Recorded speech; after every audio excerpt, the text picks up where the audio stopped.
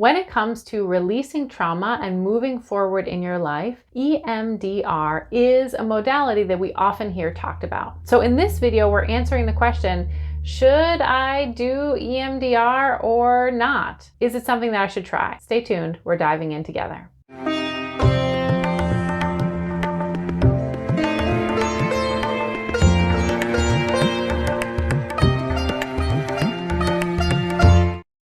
Hey, Leslie Huddart here. I am an acupuncturist and spiritual guide, and I am an expert in subtle body healing, the way that the mind and the body really fit together and either thrive or cause you a lot of trouble on the inside. I help empaths, healers, and sensitive people release the trauma trapped in your body without more years of therapy by really drawing from ancient wisdom and modern therapy and neuroscience together to really get you results where other things have failed. One of the questions I get a lot from our community and from people who are interested and feel they have trauma that is an issue coming up in their body is this question about EMDR. I have another video about what is EMDR, and we'll sort of link to that somewhere in this video. So if you're totally unfamiliar and have never heard about EMDR, you may want to go watch that video first. I talk about what it is and what I think the pros and the cons are. Spoiler alert, I think it's generally a good thing. In this video, we're going to answer the next question of, is it really for me, and who does it tend to work well for? Should I actually go towards that, or am I ready for something different? So one of the things that I've come to find, and I've been doing natural health and a specialty in trauma releasing complicated, weird and tricky disorders that people have seen every acupuncturist and chiropractor and naturopath and psychotherapist and have taken medication for and still have not healed. And they get results with these deeper subtle body methods because usually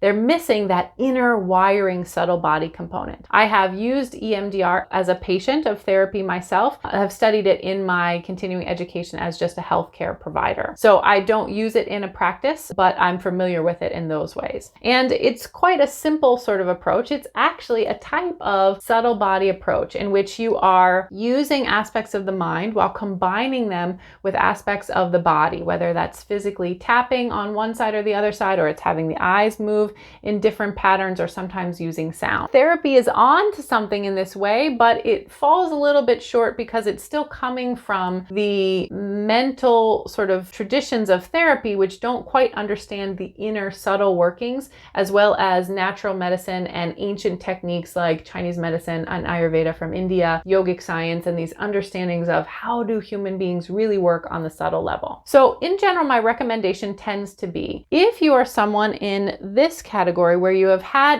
what we call a singular event, big trauma. So trauma with a capital T. Those are things that we know are very traumatic. Some sort of injury, some sort of attack, some sort of war type, accident, wounding, injury, all the things that when you tell someone about, they'll be like, yeah, that's a big trauma. If you've had one of those things happen into your life, and in general, if you're not super into woo-woo stuff, if you don't find that you're particularly sensitive as a person, but you just had this happen to you, EMDR, just research-wise, has been very effective to reduce and sometimes clear over a period of 6-12 sessions PTSD, or post-traumatic stress disorder. So if you were just cruising along in life and happy as a clam and most things seem pretty good in your life, but you just had this terrible big T event happen, EMDR might be just the thing for you, and I'd recommend that you find a licensed therapist that provides this service. On the other hand, if you are already in this category where you identify already as a pretty empathic, sensitive person, if you are a highly sensitive person, you may or may not know this about yourself, but if you're someone who tends to really be affected by other people's energy, if you find that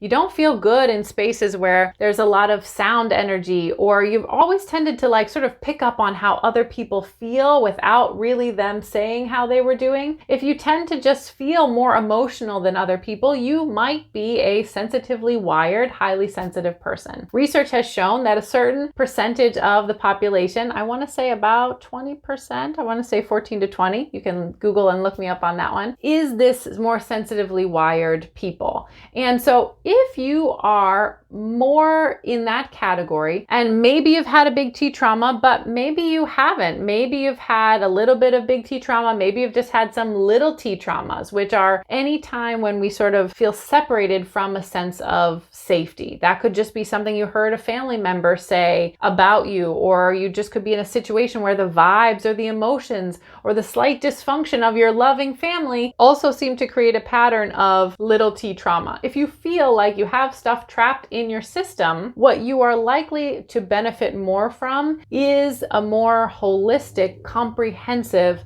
subtle body approach. EMDR might still be helpful and you might get some benefit of it, but I've found over time that if you are a sensitive, empathic person, what you really need is more complicated. You actually need not just to clear out the memories and the trauma, which EMDR can help reduce and clear, but you also need to understand your empathic nature and actually learn how to use your empathic skills without the overwhelm. So that means actually healing and understanding in a new way how your body functions, what the language of your body is, and how to actually separate out other stuff and yours. You also need to learn how to trace where things are trapped in your system in a deep level. So that's something that doesn't necessarily happen in EMDR. It's just not made to do that. The body stores and encodes things in different ways. And so the ability to trace it down to where the body has actually lodged it, which is always different than the conscious mind, and then actually know the ABC steps to actually releasing it from the physical body so you feel lighter in the moment and you notice that the triggers get dissolved. We call this dissolving the Velcro. That's more of a comprehensive subtle body approach. So I'll put some links in the video below. From time to time, we also even do free trainings on how to actually release the trauma trapped in your body without more therapy, so you can actually get a sense of how this more comprehensive picture works. Because the truth is that trauma isn't just some magical thing that happens and is stuck and you just pull it out and everything is magically gone. Occasionally, with single incidents,